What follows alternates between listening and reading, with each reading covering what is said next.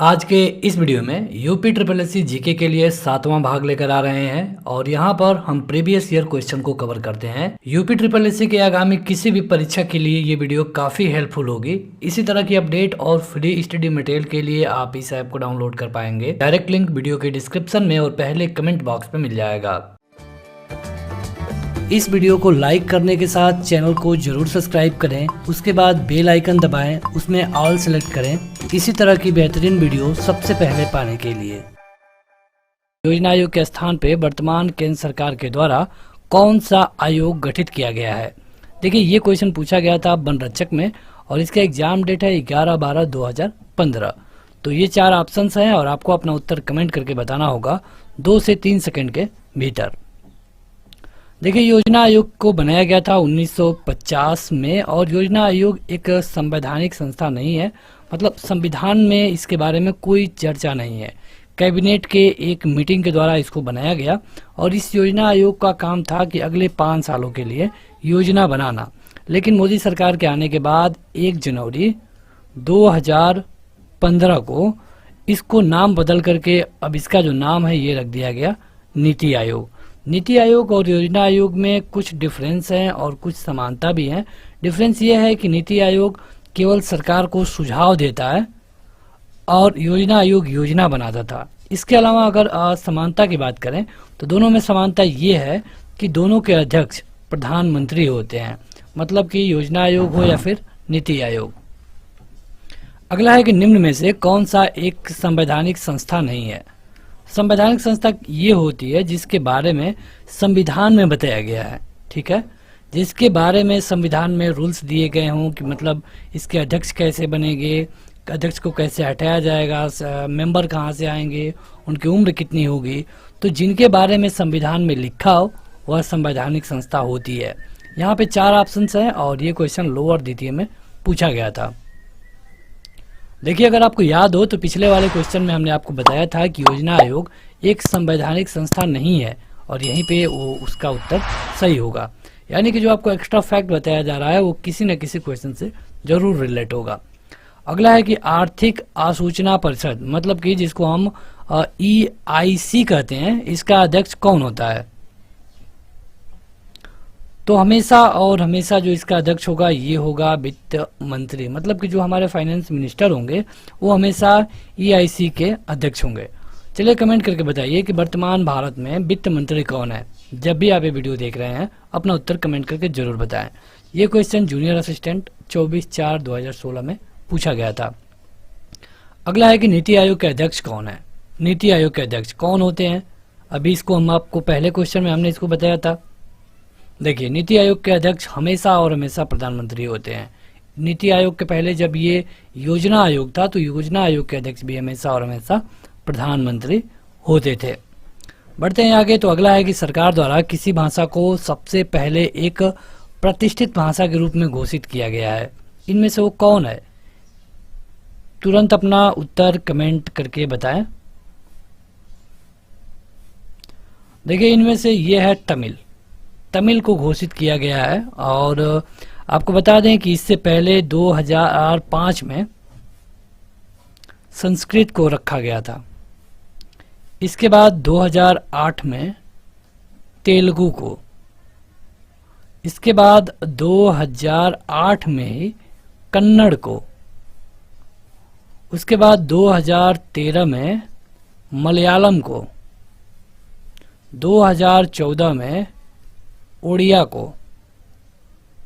तो इस तरह आपको ये भी पता होना चाहिए भारत के मुख्य निर्वाचन आयुक्त की नियुक्ति कौन करता है। यहाँ पे आपके विकल्प है। ये क्वेश्चन जूनियर इंजीनियर और टेक्नीशियन में ये क्वेश्चन पूछा गया था। मुख्य निर्वाचन आयुक्त मतलब कि जो चुनाव कराए। देखिए, होता क्या है कि पहले जब 1951 में चुनाव आयोग काम करना शुरू किया, दरअसल चुनाव 1951 में शुरू हुए लेकिन इनको ख़त्म होने में पूरे 1 साल लग गए, मतलब कि 1952 में जाके रिजल्ट आया। तो इस समय जो चुनाव आयोग होता था वो केवल 1 सदस्य होता था, मतलब कि एक इसके अध्यक्ष होते थे, बाकी लोग इसके मेंबर होते थे। लेकिन जब काम बढ़ने लगा तो 1989 में इसे 3 सदस्य बना दिया गया। 3 सदस्य का मतलब कि एक हेड होगा, 2 लोग इनके नीचे होंगे और इनके नीचे काम करेंगे। अगर इन दोनों में कोई विवाद होता है तो अंतिम फैसला ऊपर वाले जो है उनका होगा। तो अब आपको बताना है कि मुख्य निर्वाचन आयुक्त मतलब कि ऊपर वाले के बारे में बात की जा रही है, इनकी नियुक्ति कौन करता है?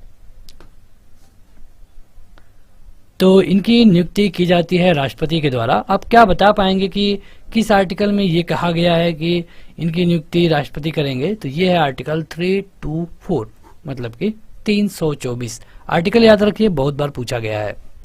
अगला है कि चुनाव आचार संहिता के अनुसार चुनाव के समय किसका निषेध है? निषेध मतलब कि मना। यहाँ पे 4 विकल्प है, पढ़िए और अपना उत्तर जरूर कमेंट करके बताइए। और देखिए इससे फर्क नहीं पड़ता कि आप ये वीडियो लाइव होकर देख रहे हैं या फिर लाइव होने के बाद देख रहे हैं। जब भी आप देख रहे हैं अपना उत्तर कमेंट करके बताते रहिए कमेंट बॉक्स में। और ये क्वेश्चन चकबंदी लेखपाल में पूछा गया था, ये डेट है उसका और ये शिफ्ट है। देखिए अगर एक एक ऑप्शन को आप देखेंगे तो घृणाजनक भाषण तथा पुतला जलाना, तो इसका निषेध तो होता ही है। आचार संहिता मतलब जो इसमें कंडक्ट कोड होता है, तो आचार संहिता जब से चुनाव के डेट की घोषणा हो जाती है उसी दिन से लग जाता है। इलेक्शन कोड ऑफ कंडक्ट बोलते हैं इसको। तो जब से ये शुरू हो जाता है उस समय आप कोई घृणाजनक बात नहीं कर सकते, पुतला नहीं जला सकते। प्रचार के लिए सरकारी मशीनरी का उपयोग नहीं कर सकते, मतलब कि आज प्रधानमंत्री हैं आप तो सरकार का यूज नहीं करेंगे, सरकार के पैसे का, लेकिन कहाँ सब कुछ हो पाता है। अगला है कि निर्वाचन अधिकारियों का स्थानांतरण आप नहीं कर पाएंगे, कोई भी ट्रांसफर नहीं होगा जो भी अधिकारी होंगे। और इसके अलावा जो भी राज्य सरकार या फिर केंद्र सरकार के जो भी अधिकारी होंगे उनका ट्रांसफर करने का अधिकार चुनाव आयोग को मिल जाता है। तो यहाँ पे तीनों विकल्प सही हो गए, यानी कि सही उत्तर होगा उपरोक्त सभी। अगला है कि भारत में वोट देने की न्यूनतम पात्रता उम्र क्या है? ये तो बड़ा आसान क्वेश्चन हो गया। तो देखिए ये इसके बारे में बताया गया है आर्टिकल 326 में। आर्टिकल जरूर याद रखिए, अगर आपको आर्टिकल में कोई कंफ्यूजन हो रही है तो आप हमारा पॉलिटी वाला वीडियो देख सकते हैं, वहाँ हमने इसको अच्छे से डिस्कस किया है। 236 मतलब 326 में जो 61वां संविधान संशोधन हुआ, ये हुआ था 1989 में। तो उससे पहले मतलब 1989 से पहले क्या होता था कि जो लोग 21 साल के होते थे वही केवल मतदान कर सकते थे। लेकिन 1989 में 61वां संविधान संशोधन हुआ जिसको आर्टिकल 326 के तहत रखा गया। इसमें कहा गया कि अब 18 साल के व्यक्ति जो भी होंगे वो अपना मत दे सकते हैं। सही उत्तर होगा 18 वर्ष। ये क्वेश्चन लोअर में पूछा था। अगला क्वेश्चन है कि भारत के मुख्य निर्वाचन आयुक्त की सेवानिवृत्ति आयु वर्ष कितना है? भारत के जो मुख्य निर्वाचन आयुक्त होते हैं उनकी सेवानिवृत्त आयु कितनी होती है, ये आपको बताना है। देखिए मुख्य के बारे में बात की गई है और ये होता है 65 साल। ये क्वेश्चन विधान भवन रक्षक में पूछा गया था 2/12/2018 के सेकंड शिफ्ट में। तो आगे बढ़ते हैं, लेकिन उससे पहले जो लोग अभी तक इस वीडियो को लाइक नहीं किए हैं जरूर लाइक कर दें। और आपको बता दें कि इन क्वेश्चनों को एक टेस्ट के रूप में लेने के लिए या फिर इससे पहले जो भी वीडियो अपलोड हुई है UPSSC के लिए, एप्लीकेशन जरूर डाउनलोड करिए, वहाँ पे आपको सारी चीज़ मिल जाएंगी। एप्लीकेशन का लिंक वीडियो के डिस्क्रिप्शन में और पहले कमेंट बॉक्स में मिल जाएगा। निम्नलिखित में से कौन एक राष्ट्रीय पार्टी नहीं है? देखिए कई तरह की पार्टियां होती हैं, राष्ट्रीय लेवल की, इसके अलावा स्टेट लेवल की। तो इनमें से आपको बताना है कि कौन है जो कि राष्ट्रीय लेवल की नहीं है। देखिए कुछ रूल्स होते हैं जिसमें आपको लोकसभा में 4 सीटें, कुछ परसेंटेज, ये आप पॉलिटी का विषय है जहाँ पे आपको एक्स्ट्रा में मतलब विस्तृत बताया जाएगा। लेकिन इनमें से जो सही उत्तर है ये है द्रविड़ मुन्नेत्र कड़गड़म। ये पार्टी है जो कि एक राष्ट्रीय पार्टी नहीं है। कुछ राष्ट्रीय पार्टियां हैं जैसे कि बता दें आपको, तो बात करते हैं कांग्रेस से। कांग्रेस जिसका चुनाव चिन्ह आप देखते हैं हाथ है। बीजेपी है मतलब भारतीय जनता पार्टी, कमल का फूल है। बहुजन समाज पार्टी जिसका चुनाव चिन्ह हाथी है। भारतीय कम्युनिस्ट पार्टी जिसमें आप बाली और हंसिया देखते हैं। इसके अलावा मार्क्सवादी कम्युनिस्ट पार्टी जिसमें हंसिया, हथौड़ा और तारा दिखता है। कांग्रेस के बारे में हमने आपको बता दिया। इसके अलावा एक NCP है मतलब राष्ट्रीय कांग्रेस जिसका चुनाव चिन्ह घड़ी है। और नेशनल पीपुल्स पार्टी है NPP जिसका चुनाव चिन्ह पुस्तक है। हालांकि बस यही नहीं है, इसके अलावा भी कई हैं जैसे कि सपा है। तो इस तरह अगला क्वेश्चन है कि एक राजनीतिक दल राष्ट्रीय पार्टी के रूप में मान्यता प्राप्त करने योग्य होगा यदि वो लोकसभा में कम से कम कितनी सीटें जीतेगा, और ये सदस्य कम से कम 3 विभिन्न राज्यों से चुने जाते हैं। देखिए यही से तय होता है कि वो पार्टी राष्ट्रीय है कि या फिर स्टेट लेवल की है।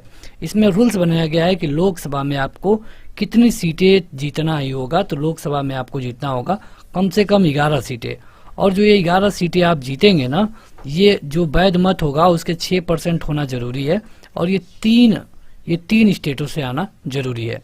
ये क्वेश्चन राज्य मंडी परिषद में पूछा गया था। अगला है कि भारतीय जनता पार्टी की स्थापना किस वर्ष की गई। ये क्वेश्चन देखिए विधान भवन रक्षक में पूछा गया है 2018 के सेकंड शिफ्ट में।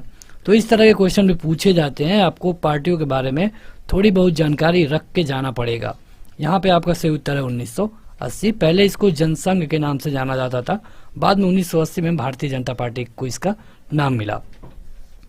अगला है कि भारतीय संविधान का कौन सा अनुच्छेद कानून के समक्ष समानता प्रदान करता है। मतलब आपने सुना होगा कि कानून के सामने सभी बराबर हैं, क्या बड़ा क्या छोटा, लेकिन क्या आप बता सकते हैं कि कौन ऐसा आर्टिकल है जिसमें ये कहा गया है। तो ये कहा गया है आर्टिकल नंबर 14 में कहा गया है कि जो भी व्यक्ति होंगे कानून के समक्ष क्या होंगे, सब बराबर होंगे। अच्छा, बता सकते हैं कि ये कहाँ से लिया गया है। ये लिया गया है यूएसए से, मतलब कि अमेरिका से केन सुपरवाइजर में पूछा गया था। अगला है कि भारतीय संविधान के अनुच्छेद 5 से 11 निम्नलिखित में से किस पहलू से संबंधित है। मतलब ये भाग दूसरा है, संविधान का ये भाग दूसरा है। पहले में 1 से 4 तक के बारे में दिया गया है, दूसरे में 5 से 11 तक के बारे में दिया गया है। तो यहाँ पे आपको बताना है कि 5 से 11 तक ये किस बारे में है। तो देखिए 5 से 11 वाला जो बात की गई है ये है भारत की नागरिकता।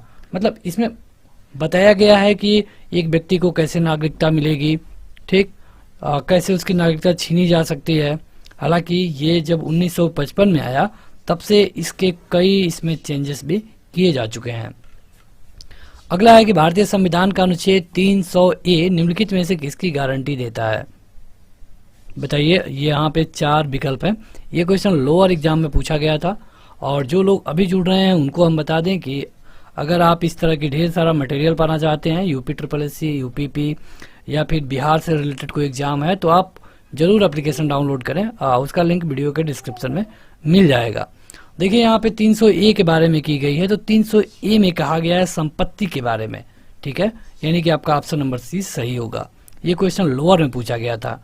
पहले क्या था कि जो ये संपत्ति है ये एक मौलिक अधिकार हुआ करती थी, बाद में इसको जब ट्रांसफर कर दिया गया, एक कानूनी अधिकार बना दिया गया, तब इसको 300A में भेज दिया गया, यानी कि ऑप्शन नंबर C सही होगा। अगला है कि भारतीय संविधान का अनुच्छेद 324 से 329 निम्नलिखित में से किस पहलू से संबंधित है। किस पहलू से संबंधित है, कमेंट करके बताइए। ये क्वेश्चन लोअर में पूछा गया था। तो आप देख सकते हैं कि कितने अच्छे क्वेश्चन पूछे जा रहे हैं पॉलिटी से। हमने जो स्टैटिक पॉलिटी बनाया है, मतलब अगर आप प्लेलिस्ट में जाएंगे या फिर ऐप पे जाते हैं तो वहाँ पे आपको मिलेगा, तो उसमें हमने इसको अच्छे से कवर किया है। आपका कोई भी एग्जाम होगा वनडे का, वहाँ आप जाकर उस वीडियो वो आपके लिए फ़ायदे हो सकती है। देखिए 324 से 380 ये सारे चुनाव से रिलेटेड हैं, जिसमें ये 61वें संविधान संशोधन के बारे में बताया गया है 326 में। इसके अलावा और भी कि कैसे चुनाव कराया जाएगा, कहाँ पे क्या होगा, ये सारे 324 से 329 के बीच में बताया गया है। अगला है कि भारतीय संविधान के किस अनुच्छेद में चुनाव का उल्लेख किया गया है। अगेन वही क्वेश्चन। तो देखिए कहा गया है, तो ये होगा 324 से लेकर 329 तक। अगर ये पूछा जाए कि किसमें ये कहा गया है कि अब 18 साल के लोग मतदान दे सकते हैं, तब आपका सही उत्तर होता 326, लेकिन केवल चुनाव है यानी कि 324। अगला है कि आर्टिकल 243 निम्नलिखित में से किसकी व्याख्या करता है। आर्टिकल के बारे में खूब क्वेश्चन पूछे जाते हैं, जो भी यूपी SSSC में हाई लेवल का एग्जाम होता है। तो यहाँ पे पूछा गया आर्टिकल 243 के बारे में 243। तो ये है पंचायती राज सिस्टम के बारे में।